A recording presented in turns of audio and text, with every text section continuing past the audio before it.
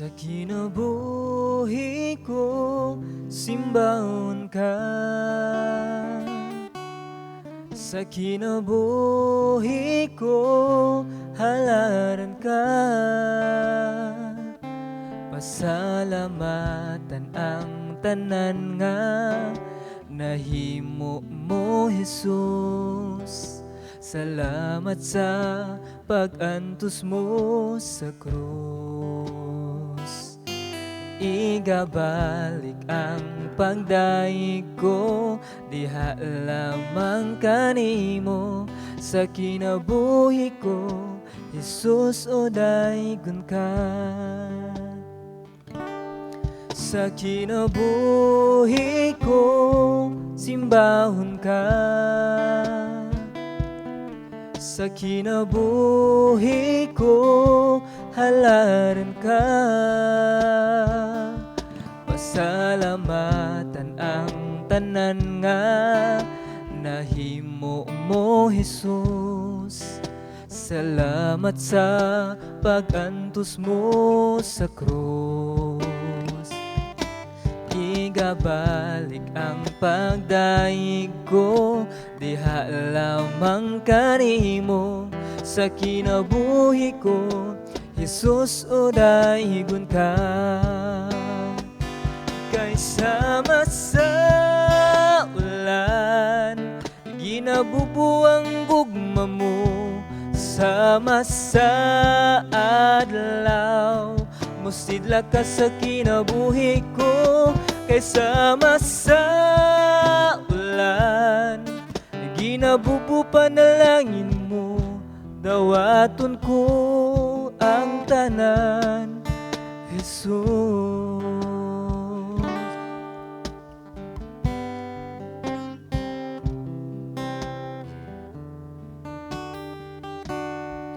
Sa kinabuhi ko, simbahon ka. Sa kinabuhi ko, halaran ka. Pasalamatan ang tanan nga nahimo mo, Jesus. Salamat sa pag-antos mo sa krus.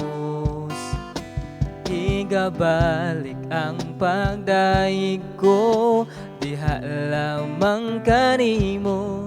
Sa kinabuhi ko, Jesus, o daygon ka. Kay sama sa ulan, ginabubuang gugma mo. Sama sa adlaw, musidla ka sa kinabuhi ko. Kay sama sa ulan, ginabubu panalangin mo. Dawaton ko ang tanan, Jesus. Kay sama sa ulan, ginabubuang gugma mo. Sama sa adlaw, musidla ka sa kinabuhi ko. Kay sama sa ulan, ginabubuang panalangin mo. Dawaton ko ang tanan, Jesus. Dawaton ko ang tanan, Jesus. Dawaton ko ang tanan, Jesus.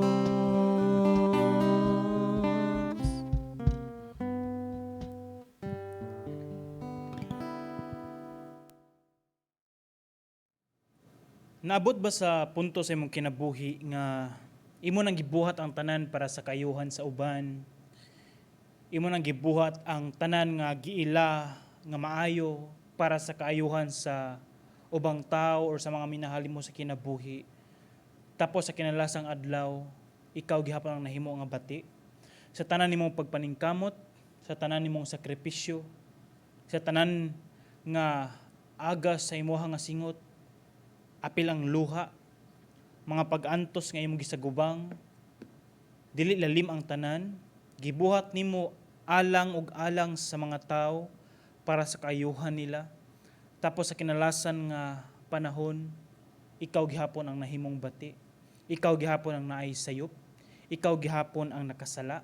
Ikaw gihapon ang nakadawat sa maong tanang panghimaraot, tanang istoryang bati, tanan nga mga kasakit, imong nahiaguman nga kung imong gibuhat imong sabton, nagbuhat ramon ta kag sakto para sa ubang tao, para sa ilaha. Nakasinati ka ba sa ingon ani nga klase nga panghitabo sa imong kinabuhi? Nga gibuhatan nimo tanan pero ikaw lang gihapon ang nahimo nga bati. Ang atong mensahe nga atong pag-isgutan karon, mag-isgut pud ta, magapadayon kita sa ato ang pagtuon sa libro sa buhat sa kinabuhi ni Pablo.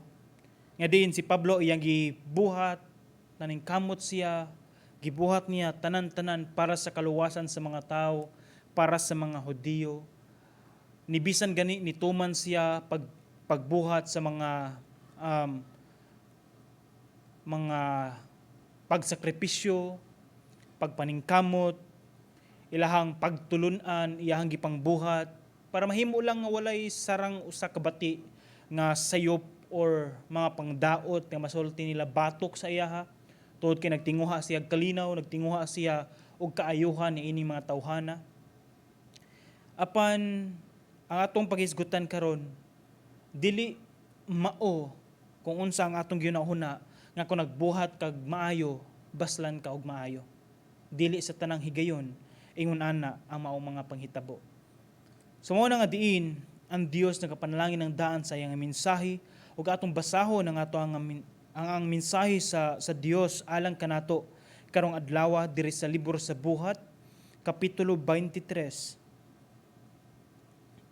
Balikon ako sa libro sa buhat kapitulo 23. Ato siyang basahon ang tibuok kapitulo ug atong tan-awon unsa ang kahimtang, unsa ang sitwasyon ni Pablo nga makuha nato ang pagtulunan pod nga makita sa atong kaugalingon unsa ka ang mahisusama or maika-kumpara nako sa akong sitwasyon karon sama kang Pablo. Unsa may gibuhat ni Pablo, unsa may gi-response sa mga tao, unsa may gi-response ni Pablo, unsa iyang tubag sa tanan niyang mga kasinatian sa kinabuhi, ug unsa mapoy atong reaksyon kung unsa ang mga bati nga naabot sa atong kinabuhi, nalipay ba ta or kung gibuhatan tag bati, mubuhat bud ta og bati sa ubang tao. So ato makita diri unsa kaha. So ang pulong sa Dios nagaingon sa libro sa buhat kapitulo 23 bersikulo 1, gitan-aw pag-ayo ni Pablo ang mga sakop sa labawng hukmanan o giingnan, mga igsuon sukad kaniadto hangtod karon, hinlo ang akong tanlag mahitungod sa akong kinabuhi at ubangan sa Dios. Ang Pangulong Pari nga si Ananias misugo niadto mga tao nga nagtindog duol kang Pablo nga siya ilang sagpaon.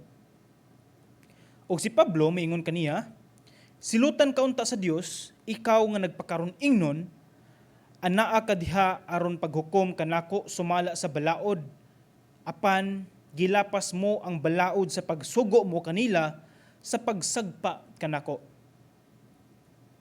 Ang mga tao nga didto duol ni Pablo miingon kaniya, giinsulto mo ang Pangulong Pari sa Dios. Si Pablo mitubag, mga igsuon, wala ako mahibalo nga siya mao di ay ang Pangulong Pari. Ang kasulatan nag-ingon ayaw pagsultig dautan batok sa Pangulo sa imong katawhan. Sa pagkasayod ni Pablo nga may mga Sadusiyo o mga Parisiyo didto, miingon siya sa kusog nga tingog ngadto sa labawng hukmanan. Mga igsuon, ako Parisiyo og anak pagayud sa usa ka Parisiyo. Gipaatubang ako dinhi tungod kay nagtuo ako nga banhawon ang mga patay. So kung ato makita ang kalahian sa Parisiyo o sa mga Sadusiyo, ang mga Sadusiyo mituo sila nga naay pagkabanhaw gikan sa mga patay o naay pagkabanhaw kung ang tao mamatay man naay pagkabanhaw. Apan ang mga Sadusiyo wala sila magtuo nga naay pagkabanhaw. Ato makita diri bersikulo 7, sa pagsulti gayud niya niini ang mga Parisiyo ug ang mga Sadusiyo nagkalalis og nabahin ang pundok. Kaya mga Sadusiyo nag-ingon man nga ang mga patay dili banhawon og nga walay mga anghel og mga espiritu, apan ang mga Parisiyo nagtuo ni ining tanan. Misamot ang panaglalis og ang pipila ka mga magtutudlo sa balaod nga sakop sa pundok sa mga Parisiyo mitindog og mitutol pag-ayo nga nag-ingon, wala kami nakitang buhat nga daotan ni ining tawhana. Tingalig may espiritu o anghel ang nagsulti gayud kaniya. Sa bersikulo 10, ang panaglalis miinit pag-ayo og tungod niini ang komandante nahadlok nga kunis-kunison nila si Pablo, busa gipanaog niya ang mga sundalo aron pagkuha kang Pablo og pagdala kaniya ngadto sa kampo. Nianang pagkagabi, ang Ginoo mitungha tupad kang Pablo og miingon, ayaw kahadlok. Ingon nga nagsaksi ka kanako dinhi sa Jerusalem. Musaksi ka usab kanako dinhi sa Roma. So kung ato makita diri nga diin ang pagpakita or pagduol sa Dios kang Pablo, nagpakita lang nga si Pablo mismo mibati siyag kaguol, mibati siyag kabalaka, mibati siyag kanibang na problema siya pag-ayo. O di ba nahadlok kayo siya pag-ayo? Imagine mo kung ato siyang tanawon kaning sitwasyon, naa siya tunga-tunga sa husgado, sa labawng hukmanan, nagsulti siya mahitungod sa pulong sa Dios, kani mga tao nga nagtuon sa pulong sa Ginoo, kani mga Parisiyo, kani mga pangulong pari, kani mga tao nga inila, kani mga tao nga mas nasayod untaon sa ang Biblia mao mga tao nga nangitag buslot, bikil kang Pablo. O ato nakita ang grabe ang panaglalis. Kung ato makita diri, kani mga tawhana diri, mga tao nga nakaila sa Dios. Pero usahay ang panaglalis, ang pagbingkil, ilang gipakita nga murag wala sila Dios sa ilang kinabuhi. Kung ato makita ka sa atong kaugalingon, unsa man Dios nun lang ta sa panahon nga naata sulod sa simbahan? How about unsa may istorya sa mga tao sa ato mga silingan? Unsa may istorya nila nato? Buutan ka ba? Buutan ba kita atubangan sa ilaha? Makita ba ang Dios sa atong kinabuhi? O di ba ka ang nakita pod nila sa ato walay kalahian sa mga taong walay Dios sa ilang kinabuhi? Muna ako ipabili ng usa ka pangutana sa tagsa-tagsa ka mga dalunggan karon nga naminaw, mao kini siya. Kumusta man ang imong reputasyon atubangan sa mga tao? Makita ba nila ang kalahian nga nay Dios sa imong kinabuhi? O di ba ka walay kalahian sa mga tao nga walay Dios sa ilang kinabuhi? Ang imong mga silingan unsay ikasulti nila nimo? Ang imong mga trabahante unsay ikasulti nila nimo? Ang imong mga anak unsay ikasulti nila nimo? Ang imong mga barkada unsay ilang ikasulti diha nimo? Ang imong mga igagaw, mga paryente, mga minahal sa kinabuhi, unsa may ilahang ikasulti diha sa imuha? Mga kauban nimo sa trabaho, unsa may ikasulti nila batok or diha sa imuha? Nga makita ba ang Dios sa imong kinabuhi? Or wala kay kalahian, walay kalahian sa mga tao nga may ilangan ay Dios pero nagkinabuhi nga walay Dios. Ug mao na ato nakita diri nga sitwasyon, mo nang una natong nabantayan. Ug samtang atong iganid pag-ayo unsa jud ang mga panghitabo, atong basaon sa bersikulo 12. Ang pulong sa Dios nagaingon, bersikulo 12, kapitulo 23 sa libro sa Buhat. Atong padayon ng pagbasa ang gibasa nato kaganina. Sa pagkabuntag, nagtigom ang pipila ka mga Hudiyo ug nagsaabot. Nanumpa sila nga dili mangaon o manginom hangtod mapatay nila si Pablo. Tanawon na to, nagsabot pa sila nga dili ta mo kaon, dili ta mo inom, bahalag uhaw na kayo, dili ta mo kaon, dili ta magselebrar, dili ta hangtod unsa ilang gingon, hangtod nga atong mapatay si Pablo. Kinsa man yung mga Hudiyo? Ang mga Hudiyo mga piniling katawhan sa Ginoo. Unsa ilang plano? Mupatay og tao nga nagsulti sa pulong sa Ginoo. Di ba baliktad kayo? Kung ato makita diri, grabe pod ang panglihok sa kontra sa daotan diri sa pundok sa mga Kristohanon, diri sa pundok sa mga tao nga nakaila og Ginoo. Ang mga Hudiyo, mga piniling katawhan sa Dios, nagplano sila nga patyo nila ang tao nga nagsulti sa pulong sa Dios, si Pablo. Grabe ang panagsaad, di sila mokaon, di sila moinom. Versikulo 13, kapin sila sa 40 katao. Dili gid ngo nga gamay, kundi daghan jud nagplano. 40 katao nagplano. Unya nangadto sila sa mga kadagkuan sa mga pari ug sa mga kadagkuan sa mga Hudiyo ug miingon, nanumpa kami nga dili mangaon hangtod mapatay namo si Pablo. Kaduha nga pagbalik. Agto pa sila sa kadagkuan sa mga pari, agto pa sa kadagkuan sa mga Hudiyo, unsa ilang giingon, nanumpa kami nga di mi mangaon hangtod nga mapatay namo si Pablo. Unsa may sayop ni Pablo, unsa may sala ning Pablo? Ngano ang kaning mga tao nga maingon mga piniling katawhan sa Dios? Unsa may nakita nilang sayop sa baba ni Pablo? Nga nagsulti siya, nagtinguha siya nga kaning mga Hudiyo maluwas og makaila sa Dios. Versikulo 15, busa uban sa labawong hukmanan, pahibaluan ninyo ang Romanhong komandante nga ipadala niya nganhi kaninyo si Pablo sa tuyo kunuhay nga buot kamong magpakisayod og dugang mahitungod kaniya. Unsay gingon? Ana ang komandante o ana ang katong Romanhong komandante nibisan ang labawong hukmanan nga inyong tawgon si Pablo para masayran pa jud pag-ayo unsay punto kang Pablo.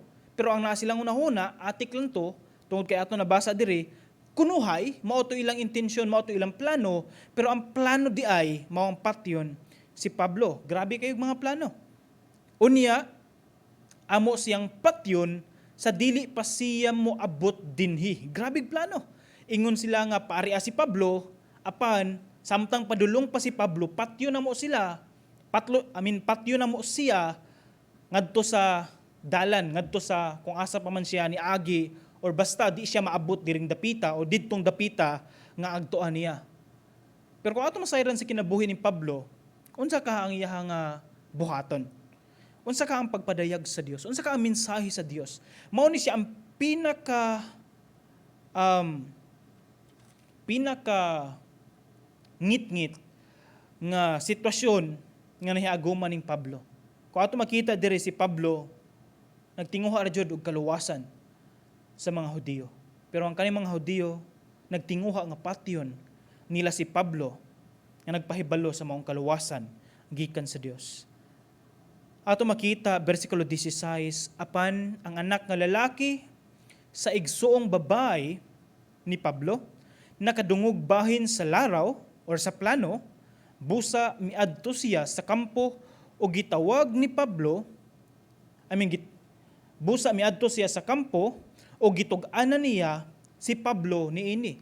So ato nakita nga naay katungod or naamay katungod sila magplano, pero ang ato makita diri ang sitwasyon naa sa kamot sa Dios. So ato makita nga diin naigsuong nga babae si Pablo tapos naay anak nga lalaki, mao ay nakadungog sa maong mensahe sa mga plano sa mga Hudiyo nga patyon nila si Pablo. So ang kaning anak nga lalaki sa igsuon nga babae ni Pablo miadto sa kampo, kundi naa dito si Pablo, iyang gisultihan si Pablo mahitungod sa laraw nga patyon siya. Unya, gitawag ni Pablo ang usa ka opisyal ug giingnan, dad-a kining batan-ong lalaki ngadto sa komandante kay aduna siya'y isulti kaniya. Busa bersikulo 18, busa gidala siya sa opisyal ngadto sa komandante og miingon ang opisyal, ang binilanggo nga si Pablo mitawag kanako og mihangyo nga dad-on king batan-on nganhi kay aduna kuno siya'y isulti kanimo. Gikuptan sa komandante ang kamot sa batan-on o gidala niya sa layo-layo o gipangutana unsa may imong isulti kanako. Ang batan-on miingon, nagkauyon ang kadagkuan sa mga Hudiyo nga ugma hangyoon kanila nga imong ipadala si Pablo ngadto sa labang hukmanan sa tuyo kunuhay nga buot silang magpakisayod og dugang mahitungod kang Pablo apan ayaw siya tuohi o ayaw sila tuohi kay may kapin sa 40 ka tawo nga nagatang kaniya sa tago. Kaning 40 kapin ka tawo mo ay nagplano nga mopatay kang Pablo. Nanumpa sila nga dili sila mangaon or manginom hangtod mapatay nila si Pablo. O karon andam na sila sa pagbuhat niini og nagbuhat lamang sa imong hukom. Ang kapitan miingon ayaw isugilon kang bisan kinsa nga imo akong gitug-anan niini o gipapauli niya ang batan-on. Unsa ka ang mga nahitabo sa mga pipila ka mga bersikulo? Unya, gitawag sa komandante ang duha ka mga kapitan og giingnan andama ang 200 ka sundalo aron paadtuon sa Cesarea karong alas 9 sa gabi. Pakuyogi sila og 70 ka sundalo nga magkabayo og 200 ka sundalo nga magdalag bangkaw. So unsaon na ni sa 40 kapin ka mga nagatang 200 ka sundalo nga nagbangkaw og 70 kapin ka mga sundalo nga nagkabayo. Nagsakay og kabayo. So ato makita diri sa bersikulo 24 nag-ingon siya pag andam usab og mga kabayo nga kasakyan ni Pablo og paniguruan ninyo nga mahidangat siya kang Gobernador Felix nga walay mahitabo kaniya. Unya ang komandante nagsulat niining mosunod. Mao kaniyang gisulat, gikan ni Claudio Lysias ngadto sa halangdong Gobernador Felix, kumusta? Kining tawhana gidakop sa mga Hudiyo ug ila untang patyon. Apan akong nahibaluan nga siya usa di ay karumanhong longsoranon, busa giluwas ko siya uban sa akong mga sundalo. Og tungod kay buot akong masayod kung unsa ang ilang sumbong bato kaniya, gidala ko siya ngadto sa ilang labawng hukmanan. Unya nasayran ko nga wala siya'y nabuhat nga tungod niini angay siyang patyon o bilanggoon. Kay ang sumbong bato kaniya may kalabutan man lamang sa ilang balaod. O sa dihang gipahibalo ako nga may pipila ka mga Hudiyo naglaraw sa pagpatay kaniya, mihukom ako sa pagpadala kaniya nganha kanimo. Unya giingnan ko ang nagsumbong kaniya nga anha nila ipasaka kanimo ang ilang mga sumbong. Bersikulo 31, busa ni adtong gabiuna sumala sa sugo, gikuha si Pablo sa mga sundalo o gidala ngadto sa Antipatres. Sa pagkasunod adlaw, ang mga sundalo nga naglakaw lamang na malik sa kampo o ang mga sundalo nga nagkabayo maoy mihatod kang Pablo. Sa pag-abot nila sa Cesarea, gihatag nila ang sulat ngadto sa gobernador ug ilang gitugyan si Pablo kaniya.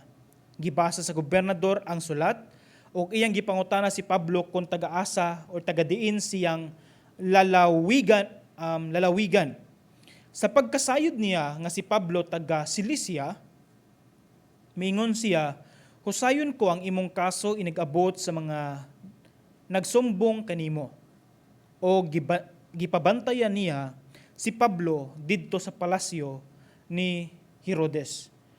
Ato makita diri mao ni siya ang bersikulo 23 ug naatay hangtod mao to siya ang kapitulo 23 ug naatay hangtod sa kapitulo 28. So ato makita na ay natay nahabilin nga 5 lamang ka mga kapitulo sa dili pa mahuman para mahuman nato ang libro sa maong buhat ug ato makita diri unsa jud kaha ang mahitabo sa kinabuhi kang Pablo, mabuhi ba siya or mamatay siya.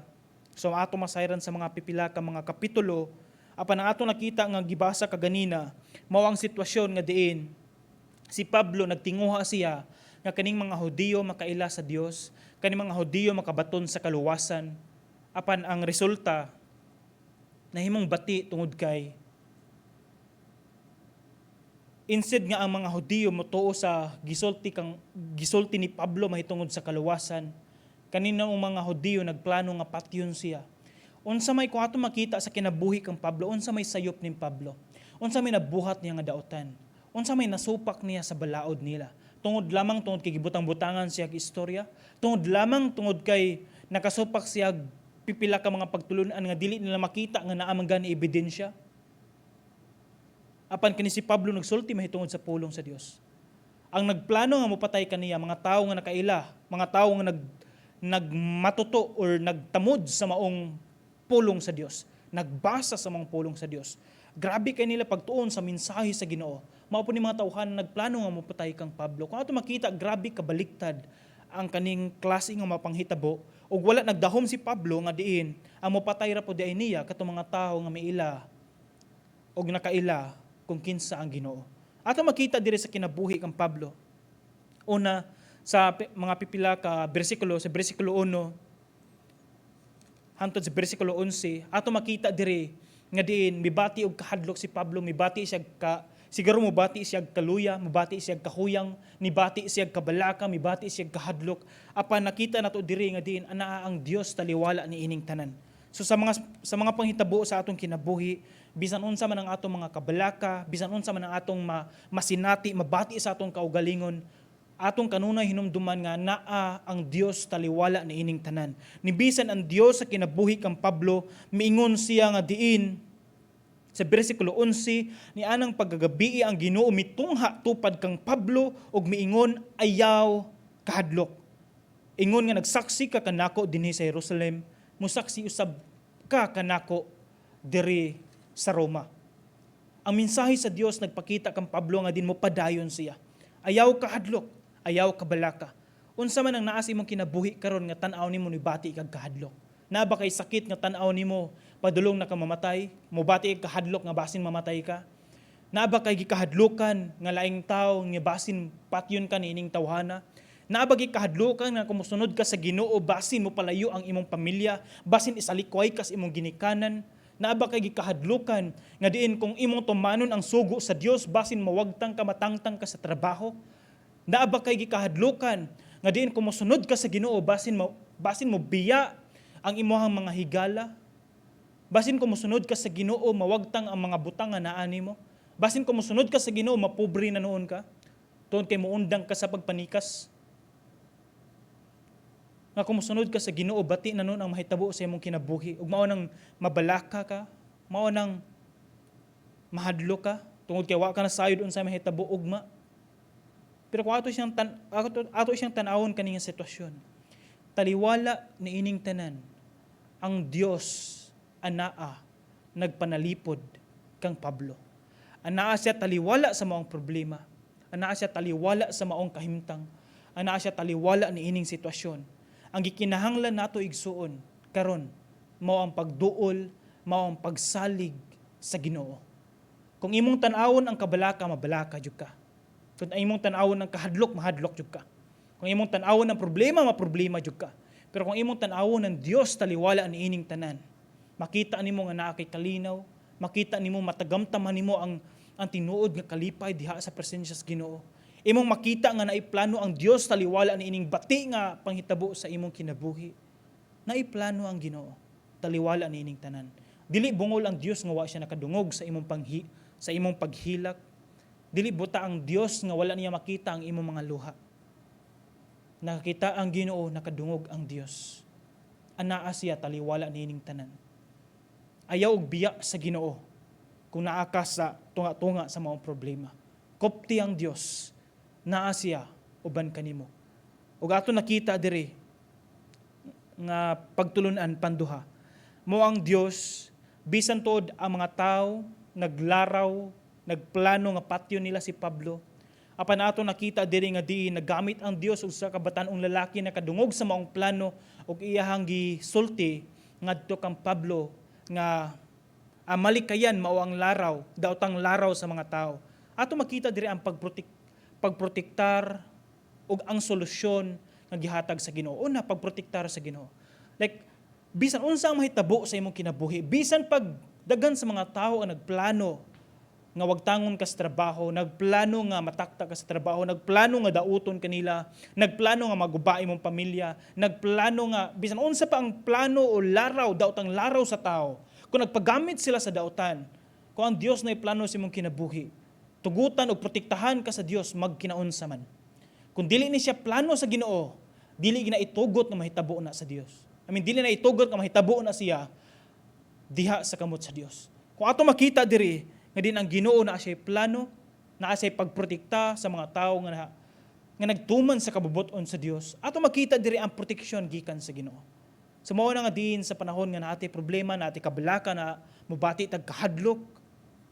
Balikon nako, ayaw og buhi sa Ginoo, pabilin diha sa Ginoo.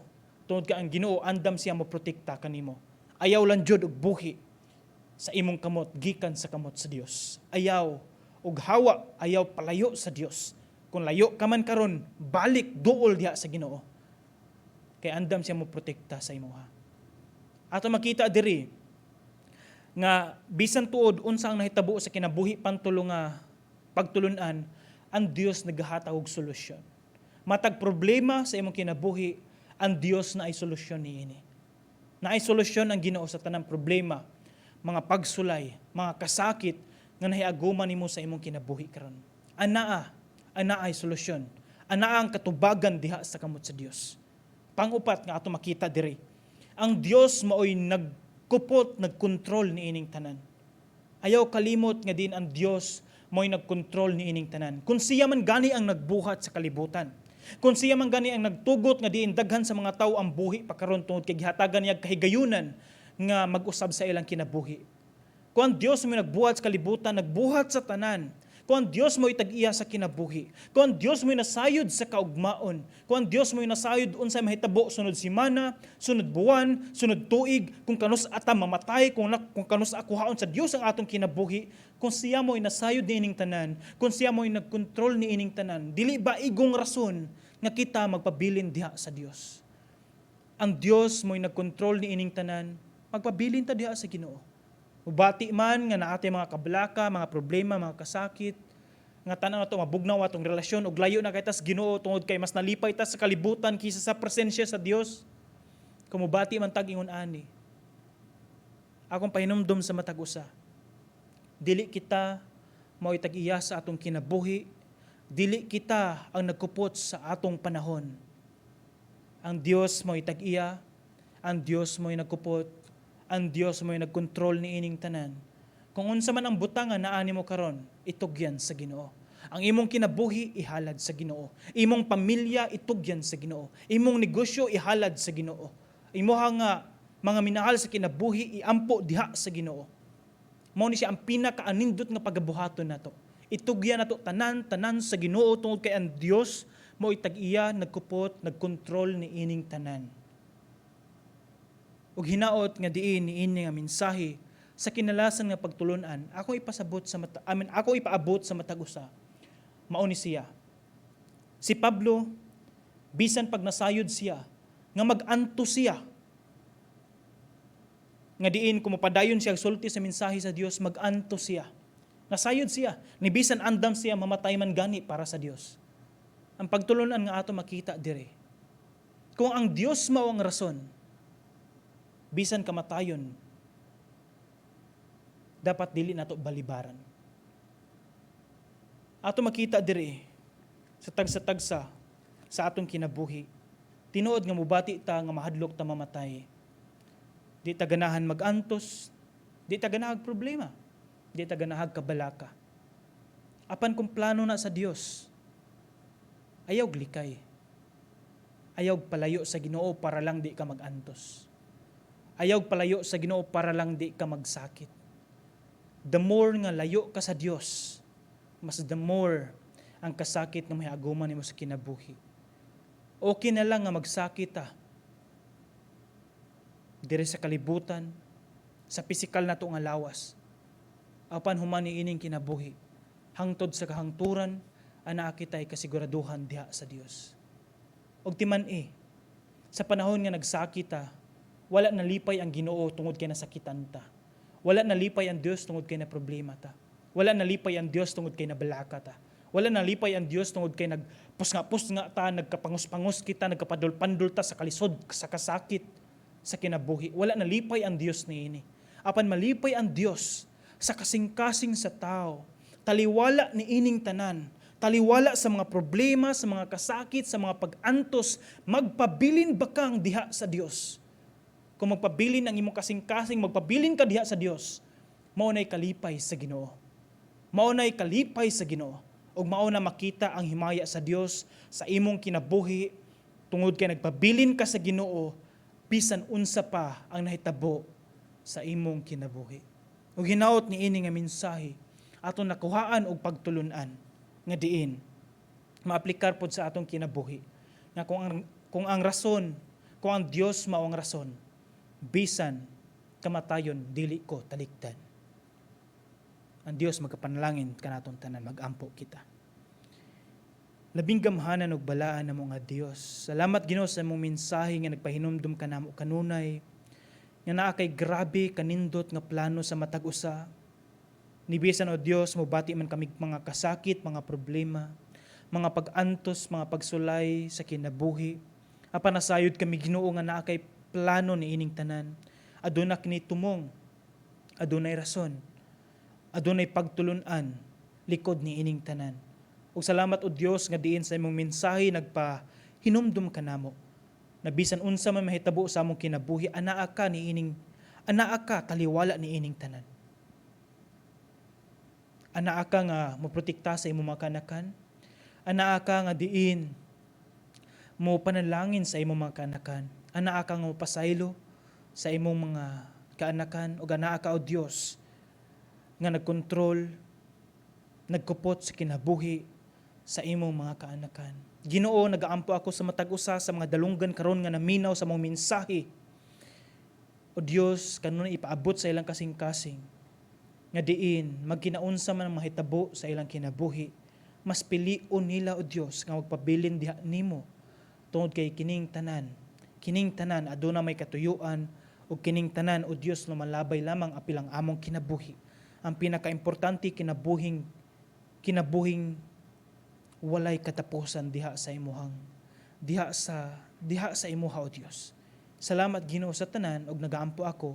Ikaw Ginoo padayon Ginoo maghatag og solusyon sa tanang problema sa imong mga kanakan, ug padayon ka mag-bless sa ilaha, pasaylua sila sa ilaha mga sala, ug hatagi sila og malumo nga kasing-kasing sa pagdawat pod o Dios, sa pag-angkon nga sila nakabuhat og sayop, og sila pod moangkon og ilang ihalad ang ilang kinabuhi diha sa imuha. Dalaygon ka o Dios sa walay katapusan. Tanan dungog himaya kanimo lamang sa pangalan ni Jesus. Amen. Amen. Kaysama sa ulan, ginabubuang gugma mo. Sama sa adlaw, musidla ka sa kinabuhi ko. Kaysama sa ulan, ginabubu panalangin mo, dawaton ko.